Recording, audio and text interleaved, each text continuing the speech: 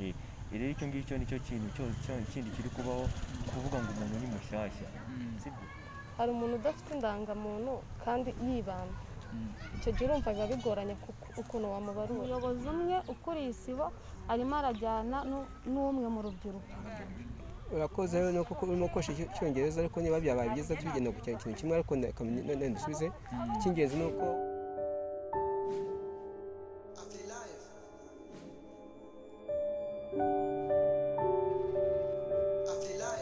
Alright, in Free Life TV and of course nge DJ Mubera, aho tuba tugenda tuganira n'abaturage mu buryo bumwe cyangwa ubundi, tugenda tumenya imibereho y'abaturage muri rusange, ubuzima bwabo uko bwifashe muri iki gihe cya COVID-19, uko abaturage bari kugenda babyitwaramo, ndetse n'abantu bari kugenda bashyirwa mu byiciro by'ubudehe, nk'uko twaba bemereye ko tuzajya tubagezaho amakuru mu buryo bumwe cyangwa ubundi ahantu hose hashoboka hano mu gihugu, hano iwacu mu Rwanda. Turagenda tuganira n'abaturage bagiye batandukanye. Ahangaha turi ni mu karere ka Kicukiro, mu murenge wa Gikondo, ahantu hazwi nka Gashyekero abantu benshi bakunda kwita Jikero. Ni hamwe mu hantu hatuwe n'abaturage benshi, kandi ubona ko ubuzima bwabo bafite uburyo babayeho bitewe n'iyo karitsiye batuyemo, bafite uburyo bashepinze ubuzima bwabo muri iyo karitsiye. Reka tugende tuganira n'abaturage rero tumenye ubuzima bwabo babayeho gute muri iyi minsi, barimo barabyitwaramo gute n'iki cyorezo COVID-19 cyugarije isi yose muri rusange. Ntago ari ahangaha gusa kiri, ahubwo kiri ahantu henshi ku isi hose. Komeza ukurikire Free Life TV rero kugira ngo dukomeze kubana mu biganiro byose tugenda tubagezaho umunsi ku wundi. Alright, murabona rero ko ndi kumwe n'umujene ahangaha twicaranye nawe, agiye kudufasha kugira dusobanurire uko gahunda ziri kugenda. Ari kugenda afasha abaturage kubashyira mu byiciro by'ubudehe, nk'uko n'ubundi ari gahunda iri mu gihugu hose, kugira ngo bafashe abantu kugenda babashyira mu byiciro by'ubudehe, nk'uko n'ubundi byahinduwe, nk'uko mwagiye mubimenyeshwa mu biganiro byagiye bitambuka. Reka tangira tubwira amazina ye. Nitwa Niyonshuti Emmanuel. Emmanuel, nawe tugusanze ahangaha, hano ni muwuhe mudugudu harya? Umudugudu wa Gatare, mu kagari ka Kagunga ko mu murenge wa Gikondo, ubu ni muri Kicukiro birumvikana. Yose tugusanze hano mu mudugudu wa Gatare. Nawe gahunda zirimo ziragenda gute? Abaturage urabona barimo kwitabira ibintu byo kuza kwiyandikisha, gutanga amakuru ku gihe n'ubundi nk'uko amakuru yose kandi basabwa kugira ngo bashyirwe mu byiciro by'ubudehe. Ntabwo twavuga ko ubwitabire ari bwinshi cyane, kuko batangiye basa nk'aho batabyumva neza, ariko nyuma yaho bagenda babyumva gake gake, ndetse n'abayobozi b'umudugudu baradufasha, bagenda bakoresha megafone bakangurira abaturage ko baza bakibaruza kugira ngo habashe kuba hatangwa amakuru y'uko abaturage babayeho, kugira ngo hazakomezwe process nk'uko zigenda zikomeza. Ubundi mbere turabanza tugakora icyitwa listing, twakaza roster tubaza amakuru, nyuma akazaza gushyira abantu mu budehe. Hari n'ibyo turi gukora, ariko abantu bari kugenda baza gake gake. Hari ahantu byagiye bigaragara ko abaturage bagenda bagorana, basa nkaho badashaka gutanga amakuru yizewe, wenda ku mpamvu zabo bwite. Mwebwe ntabwo icyo kibazo muri guhura nacyo muri uyu mudugudu? Akenshi ikintu kiri kuba, hari igihe uri gusanga umuturage ari kuvuga ati ese ko ubushize batubaje amakuru bagahita baduha ibyiciro by'ubudehe, ese ubu si icyo bashaka. Ugasanga umuntu aje no kuguha amakuru arayakwimye kubera ko ashaka kuvuga ati azajye mu cyiciro cyo hasi. Ariko twebwe mu byo twahuguwe twabwiye ko tugomba kubwira abaturage ko ibyo amakuru bazatanga ni amakuru y'uko ingo zabo zibayeho, sibyo, kugira ngo hamenywe igenamigambi y'igihugu cyacu. Naho kumva ko umuntu bagiye kumushyira ngo bagiye kubashyira mu byiciro, kuko ibi byiciro nta nubwo bizongera kugenderwaho ngo buruse, ngo bigendererwa ngo ibintu by'amamituweli, ngo kuvuga ngo umuntu bazamuha mituweli y'ubuntu. Oya, kuko igihugu kirashaka kumenya abaturage babayeho bate. Ese ni gute umuturage igihugu cyamufasha akava mu cyiciro kimwe akajya mu kindi? Niyo gahunda ihari kabisa. Ngira ngo n'ubundi nk'uko u Rwanda ruri mu bihugu bikomeje kugenda byiganza koko mu nzira y'iterambere, bigaragara ko bifite umuvuduko udasanzwe mu kugenda mu nzira y'iterambere. Ni nayo ngira ngo gahunda irimo iragira ngo abantu bajye mu byiciro by'ubudehe, kugira ngo igihugu gifashe abaturage gukomeza kwiyubaka, no kugira ngo amugani kibakure mu cyiciro kimwe kibashyire mu kindi cyiciro. Hanyuma ibibazo mugenda muhura nabyo bindi uretse ibyo ngibyo wari utubwiye, byo abaturage kwimana amakuru cyangwa gutanga amakuru atari yo kubera imyumvire yabo, wenda ibindi bibazo muri kugenda muhura nabyo muri aka kazi hano kuri tele ni ibi? Ikindi kintu turi guhura nacyo cy'imbogamizi, uri gusanga bino bintu urabona biri kuba mu mibyizi, ukajya kumva noneho hari ikintu cyabayeho cyo kutajya mu ngo z'abantu. Urabona ibintu biri gukorerwa kuri tele, ukavuga bati ahantu runaka niho turi bukorere. Ubu ngubu nta muntu ujya mu rugo rw'umuntu, kubera iki covid-19. noneho hari igihe umuturage akubwira ati ntabyo narinzi, sibyo, kubera ko atari ahari, kubera ko babivuze adahari, kubera ko atabimenye, ibyo byose bikaba imbogamizi. ariko mbere bajyaga mu ngo, ariko ubu ngubu ntabwo wajya mu rugo rw'umuntu n'iyi covid iri hano hanze. urumva harimo no kwirinda, bari kuza hano kuri tere, iyo niyo mbogamizi iri kuzamo, kuko ntabwo turi kubona abantu nk'uko twakababonye. cyane cyane ko bamwe baba bari no mu kazi, abari mu kazi of course birumvikana. noneho hari ukuntu wenda tuvuga tutereka tujye mu ngo z'abantu, noneho wajya no mu rugo rw'umuntu ugasanga ngo uwo muntu ni mushyashya muri uwo mudugudu. urumva muri Kigali abantu bahora bimuka.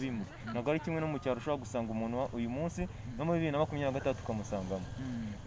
rero icyo ngicyo nicyo kintu kindi kiri kubaho, kuvuga ngo umuntu ni mushyashya, sibyo.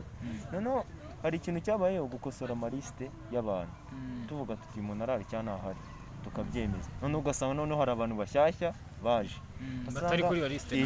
ugasanga umuyobozi yagiye kubareba, sibyo, abarebye akababarura bakabashyira ku mugereka. noneho nyuma yaho hakaza n'abandi ngo twebwe nta nubwo twagiye ku mugereka, ni bashyashya. iyo niyo mbogamizi ubundi ihari. murabona ari iki cyakorwa noneho kugira ngo mukomeze mworoherezwe akazi, kandi koko iyi gahunda n'ubundi leta yabashinze igerweho 100%? murabona ari iki gishoboka, ari iki cyakorwa?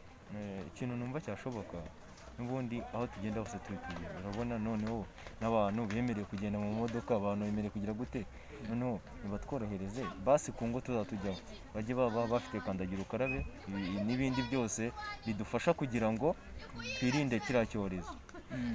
ko twajya mu ngo z'abo bantu tukababazaho amakuru, sibyo, kuko hari igihe uri gutegereza abantu ukababura. hari igihe abantu bari kuza bakaza bavuye mu kazi nimugoroba, ntabwo umuntu hano yaza saa 12 saa moya akaza hano, kuko izo saha haba hatabona. urikumva ikindi kintu, turamutse tugiye muri izo ngo twaba tujyamo, urumva twagiyeho guhera saa moya na saa 2 wenda tukagarukira mu saa 2 cyangwa saa 2 n'igice, kuko twe twiyemeje gukora kano kazi tugafasha abaturage kugira ngo igihe igihugu cyihaye kuba abantu bamaze kugeramo kigerweho. rero batwemereye tukaba tujya mu ngo z'abantu, kandi mu masaha bavuye ku kazi byatworohereza. ukurikije uko gahunda ziri kugenda zigenda, wowe n'uburyo kibona koko mutari koroherezwa mu kazi n'imbogamizi muri kugenda muhura nazo, urabona ku gihe cyatanzwe cyangwa se kuri gahunda y'igihugu cyihaye ko iyi gahunda igomba kuba yarangiye, urabona bishoboka ko yaba yarangiye? wenda sinavuga wenda ngo bizaba byararangiye, kuko urabona iminsi ubundi iki gikorwa giteganyijwe mu minsi 8. mu minsi 5 ya mbere ni ugushyira abantu ku malisiti, kubakusanya amakuru, noneho mu minsi 3 ya nyuma kubashyira mu byiciro. urumva ntabwo byakunda rero, kuko abantu ni benshi, kubabona ni ikibazo. no mu minsi bisabwa ko bazongera iminsi mikeya, ariko ubwo bizaterwa n'igihe runaka tuzaba twamaze kureba ko ese abantu tumaze gukorera ni bangahe, saba twagombaga gukorera ni bangahe. ndumva ari icyo ngicyo numva, kuko hazongeraho iminsi, kuko abantu ntabwo bari kwitabira cyane. hari ikintu wari ukomojeho cy'uburyo ki wenda baborohereza mukajya mujya mu ngo z'abaturage kugira ngo mubashe kuganira n'abaturage, wa mugani umuntu abasange mu ngo iwabo kugira ngo mubashe kubakuraho amakuru mukeneye. nta kuntu byahinduka se wenda nkamwe nk'abakorerabushake, ngira ngo murakorerabushake, mwebwe bakabashakira hand sanitizer kugira ngo byibuze mujye mugenda namwe mutagiye kwanduza abaturage covid-19. wenda abayobozi b'imidugudu n'abandi bireba nabo bakadufasha kugira ngo bumvishe abaturage mu ngo zabo ko bagomba kuba birinze, kugira ngo namwe mube mufite izo hand sanitizer mujye mujya kwinjira mu rugo mubanje gukaraba intoki, bamuganye no kugira ubundi bwirinzi. nta kuntu mwasaba abayobozi bakabafasha muri iyo gahunda gutyo? ahubwo nicyo kintu twagisaba ubuyobozi, bakadufasha bakaduha za hand sanitizer, sibyo, tukaba tujya mu ngo z'abantu. urabona nka youth volunteer ubundi youth volunteer ni ikintu kinini cyane, ni ikintu kinini cyane. nkatwe nk'aba youth volunteers ikintu cyose leta yadusaba twe turi ready yo kugikora, sibyo. batuboneye izo hand sanitizer, hari n'ikindi kintu cy'amabaji, ko ntabwo nzajya mu rugo rw'umuntu ashobora kwibaza ati se nk'aba bantu simbazi baje kuneka iki, barashaka iki, ugasanga nyine bibaye ikibazo. baduhaye baji, baduha hand sanitizer, tukajya mu ngo z'abantu twirinze ku buryo natwe ubwacu tudashobora kwanduza aba bantu cyangwa nabo bakatwanduza. Ibyo byadufasha cyane. Yes, reka tugushimire, urakoze cyane. Murakoze cyane namwe. Yes, nawe dukomeje tugenda tuganira n'ubundi nawe tugusanze hano urimo urafasha abaturage kubashyira mu byiciro by'ubudehe, gahunda zifasha gutanga. gahunda zifashe neza cyane. Gerageza uvuge cyane ariko. Nkora agapfukamunwa. Gerageza uvuge cyane. Gahunda zifashe neza cyane, abaturage bari kwitabira tukagerageza kubasobanurira nk'uwo tubonye atari kubyumva neza. Gahunda murimo murayikora gute kubera ko abaturage baba bafite imyumvire itandukanye, hari n'igihe harimo n'ababa bumva wenda bigoranye bitewe n'impamvu zabo bwite, kuko abaturage burya iyo haje ikintu kibarura buri muturage abatekereza ibye. Murimo gukoresha ubuhe buryo kugira ngo mubafashe kugira ngo bumve iki gikorwa bumve ko ari nabo gifitiye akamaro cyane? Umuturage iyo aje akugana bose baba bafite imyumvire itandukanye, wowe wumvisha atumva ibintu neza ugerageza kumuganiriza ukamubwira n'inyungu zirimo, ukamushishikariza no kuba yabikunda kujya ubona uko aguha amakuru. Mu minsi mumaze aha ngaha murabona ubwitabire buri ku kihe kigereranyo ugereranyije nko ku ijana? Urabona abaturage bari kwitabira iki gikorwa kuri kangahe, ku kigero cya kangahe ku ijana? Ugereranyije ubwitabire ntabwo buraba neza cyane kubera ko abantu bose ntabwo barabyumva, bazi ko ari bya byiciro bisanzwe byari bisanzwe. Nakubajije mu kijyanye n'imibare kugira ngo utugereranyirize nko ku ijana, urabona ubwitabire buze ko buri hasi, ariko se buri hasi nka kangahe ku ijana? Nka 60 ku ijana. Niba ari 60 ku ijana numva biri hejuru ahubwo. Ntabwo biraba neza cyane. Ibibazo murimo kugenda muhura nabyo noneho mu baturage batandukanye, ibibazo umuntu biri kubagonga namwe wenda hari ibishobora kugeraho bikabisobanuka bikaza kubasaba ko muza guhamagara hejuru kugira ngo musobanuze wenda nka kese muhuye nayo mubona ari cyashya mutari mwariteze. Ibibazo muri gukomeza guhura nabyo ni ibi? Nk'abantu baba badafite amarangamuntu. Umuntu udafite irangamuntu murimo kumufasha gute? Hari umuntu udafite indangamuntu kandi yibana, icyo gihe urumva biba bigoranye ukuntu wamubarura, kandi iyo ubarura umuntu bagusaba indangamuntu y'umukuru w'umuryango. Icyo gihe rero uramufasha ukamubwira ashaka undi kuntu yabaza inzego zo hejuru uko byagenda. Izo kese mumaze guhura nazo kenshi? Barimo. Mwabizikemuye gute noneho nka youth volunteer mwabyitwayemo gute kuri izo kese mwagiye muzikemura mu buhe buryo? Turabasobanurira cyangwa twababwira bakaba bakibaruza nk'iwabo mu miryango. Ariko ngira ngo umuntu ashobora kuba adafite irangamuntu ariko afite nimero de telefone, afite na sim card imwanditseho, nta buryo mushobora kubihuza gutyo mukabona nimero ze z'irangamuntu? Kereka iyo yayitaye, iyo indangamuntu yayitaye haba hariho ukamubaza se indangamuntu yayifite, iyo usanze ayifite yego aguha nimero zayo, iyo atayifite yakubwira impamvu yarayitaye ntarayifata, ariko nta muntu waba umukuru w'umuryango atarafata indangamuntu, cyanze bikunze ukaba yarayitaye. Yego. Ariko hari n'umuntu hari nk'ubu ngubu hari nk'urubyiruko usanga yibana ariko atarageza n'iyo myaka yo gufata irangamuntu wenda, kandi ugasanga aribana rimwe na rimwe nta n'ababyeyi afite, cyangwa se wenda ni kwa kundi umwana aba yaravuye mu rugo akavuga ati ngewe ngomba kujya gutangira ubuzima nkabaho uko mbishaka. Izo kese zo ntimuri guhura nazo, kandi ugasanga uwo muntu koko nicyo cyiciro arimo kuko ntabwo arafata irangamuntu kandi aribana niwe mukuru w'umuryango? Ntabwo icyo cyiciro turahura nacyo. Yego. Hanyuma ngira ngo uyu ni umunsi wa kangahe? Umunsi wa twatangiye kuwa gatandatu, ubu ngubu ni umunsi wa gatandatu. Ni umunsi wa gatandatu. Iki gikorwa cyari giteganyijwe kurangira mu minsi 8. Murabona koko iminsi 2 isigaye, murabona ubwitabire buzaba bumaze kugera ku ijana mumaze kurangiza abaturage bose? Yego, bizaba bitabiriye neza bose. Reka tugushimira, akoze cyane. Murakoze namwe. Jesse, hano turi kumwe n'undi mumama rero, nawe reka atangira twibwira. Murakoze cyane, nitwa Mukangamije Fabiola. Fabiola, nawe tugusanze aha ngaha kuri site ahari gukorerwa iki gikorwa cy'ibarura cyo gushyira abantu mu cyiciro cy'ubudehe. Mwebwe mwaba mushinzwe iki hano? Njye ndi mutwara sibo w'isibo ya kabiri yitwa Ubunyarwanda, by'umwihariko nkaba ndi perezida w'abatwara sibo. Ni byiza ko duhuye n'umuyobozi n'ubundi niba ari perezidante w'abandi batwara sibo, tukagira ngo tubwire muri bimwe mu bibazo abaturage bari kugenda bahura nabyo muri iki gikorwa. Wenda reka twe kubanza guhita twihutira kuvuga ku by'abaturage, tubanze duhere kuri mwebwe nk'abayobozi. Ibibazo mwagiye muhura nabyo mu gutegura iki gikorwa ni ibi? Nta kibazo kidasanzwe twahuye nacyo kubera ko amarisite yacu yari ateguye y'umudugudu, by'umwihariko njyewe ndibanda ku mudugudu wacu. Amarisite twayaboneye igihe, nta kibazo dufite na kimwe. hanyuma mu baturage bo nta bibazo bari kugenda bazana bitandukanye wenda muba mutariteze muba mutarigeze mutekerezaho mbere mukabona kesi ari nshyashya ikabananira kuyimanaginga? nta kibazo na kimwe turahura nacyo cyatunaniye kutumanaginga kugeza ubu ngubu, cyane cyane ko twafashe igihe kinini cyo kubigurirwa, kwitegura kubazwa no gusubiza ku bijyanye n'ibi byiciro bishyashya bigiye kuza. Tuganira n'aba bajene cyangwa se youth volunteers bari kubafasha kugira ngo bashyire abantu muri systeme, batubwiye ko hari ibibazo bitandukanye bagenda bahura nabyo byo nko kuba umuntu aza ugasanga ni umukuru w'umuryango ariko nta byangombwa afite. Ibyo ntago baba barabibagejejeho? Icyo gihe cyabaye ku mukuru w'umuryango umwe utaragiraga indangamuntu yatakaye, ariko twamusabye ko yashaka fotokopi kuko ari umuturage wacu tumuzi, yagiye mu byangombwa byiwe, iyo fotokopi iza kuboneka. Ni ukuvuga ngo nta kindi kibazo gihari? Nta kindi kibazo gihari. Ikindi kintu batubwiyeho ni ikijyanye n'ubwitabire. Abaturage ntabwo bari kwitabira cyane iri barura kubera ko murimo murabikora mu masaha y'akazi, kandi ugasanga abaturage bari mu kazi kagiye gatandukanye. Bakaba basabaga ko wenda hari ubundi buryo bwashyirwaho kugira ngo babashe gusanga abaturage mu ngo zabo.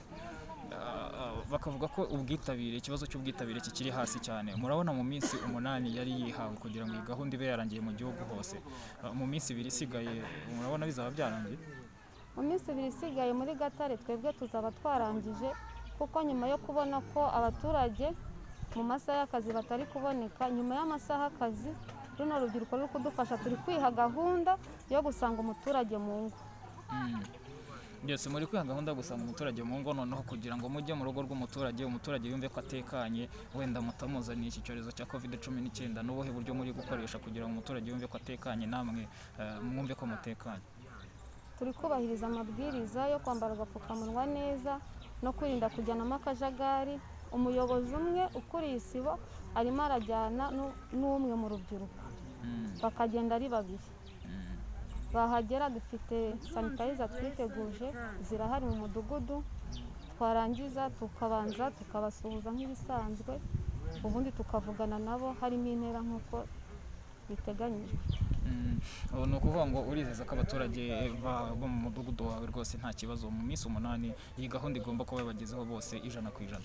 Mu minsi 8 rwose 100%, umudugudu wa Gatare abaturage bose bawutuye biraba byakemutse, kandi namwe muri kubyibonera, mwaje kuri site, uri kubona hano hari nk'umuyobozi umwe, abandi bari mu ngo kureba kuko dufite abatabasha kugenda, abo bose tugomba kubageraho.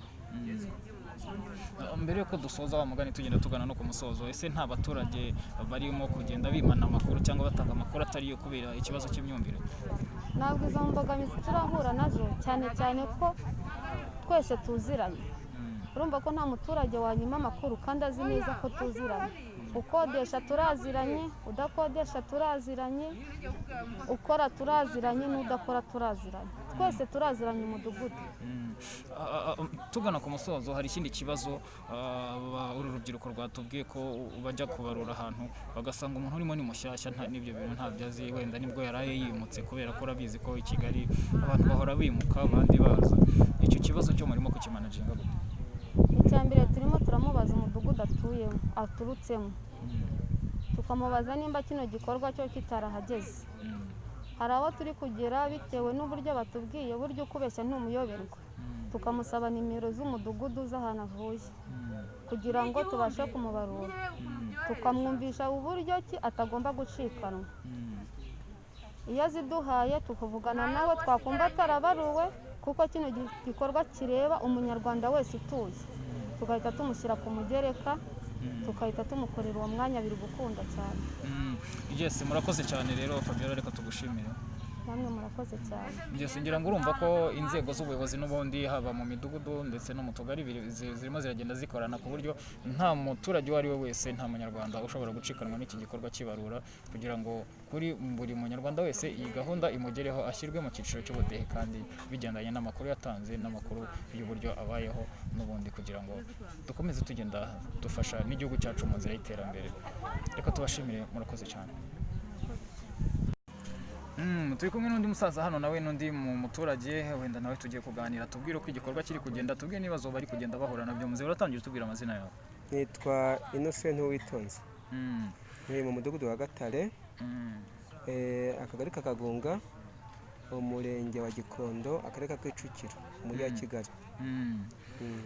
Twarimo tuganira n'abaturage hano ndetse n'urubyiruko ruri kubafasha kubashyira mu byiciro by'ubudehe, batubwiye ibibazo bari kugenda bahura nabyo. Mwebwe nk'abaturage nibi bibazo muri kugenda muhura nabyo muri iki gikorwa? Ikibazo cya mbere ni ukuvuga ngo uko igikorwa cyateguwe neza, ariko iyo urebye imibereho ya Kigali iratandukanye. Uzi ko Kigali imibereho yaho ari kubaho ukajya uko wakoze, utakoze akenshi na kenshi amasaha aba bakorera, akenshi abenshi nibo tuba tuvuye mu kazi. Urumva ni imbogamizi ituma kugira ngo ituboneka, kugira ngo uboneke nawe ujye muri ibyo byiciro kugira ngo utange amakuru yawe. Ikintu kijyanye wamugani n'akazi, guhuza akazi n'iki gikorwa cyo kwibaruza, murimo kubimanaginga gute nk'abaturage, murimo kubyitwaramo gute kugira ngo mubashe kuboneka muri iki gikorwa kiri kuba mu gihugu hose, kandi ngira ngo gisigaje iminsi 2 kugira ngo kirangire mu minsi 8 batanze kugira ngo iki gikorwa kibe cyageze ku ntego yacyo? Murimo kubyitwaramo gute nk'abaturage kugira ngo mubashe kubimanaginga byombi? Urakoze rero nuko urimo gukoresha icyongereza, ariko niba byabaye byiza tugenda ku kintu kimwe, ariko ndusubize. Icy'ingenzi ni uko ubu abaturage bose bamaze kubumva gahunda cyo, kubera ko basobanuriwe.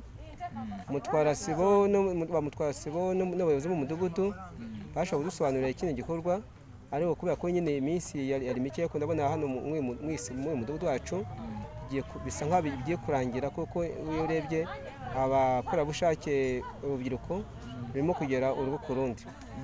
Urumva ko ari byiza, ni ukuvuga ngo umuntu yasigara bitari kubwe, kubera ko wenda atashobora kuboneka muri iyo minsi, ariko byose bigomba kurangira byanze bikunze vuba. Reka tugushimire, urakoze cyane. Urakoze nawe. Yes, reka tubashimire rero n'ubundi namwe mwese mwakomeje gukurikira Afrilife TV. N'ubundi ikiganiro cyacu ni naha ngaha tugisoreje, aho twagiye tuganira n'abaturage batandukanye, twagiye tuganira kuri iki gikorwa kiri kuba mu gihugu hose kibarura cyo gushyira abantu mu byiciro by'ubudehe. Ngira ngo mwumvishe ibibazo abaturage bagenda bahura nabyo, mwumvishe ibibazo urubyiruko rugenda ruhura nabo, urubyiruko rw'abakorerabushake barimo barafasha abaturage kubashyira mu byiciro by'ubudehe. Mwumvishe n'ibibazo n'abayobozi muri rusange bari kugenda bahura nabyo n'uburyo barimo kubyitwaramo. Komeza ukurikire Afrilife TV rero, tukubutsa ko n'ubundi niba utarakora subscribe kugira ngo ujye ukomeza ubane natwe umunsi ku wundi, aho tugenda tubagezaho ibiganiro bigiye bitandukanye. Nari Jay Mubera, Afrilife TV niyo mukomeje gukurikirana. Ciao ciao.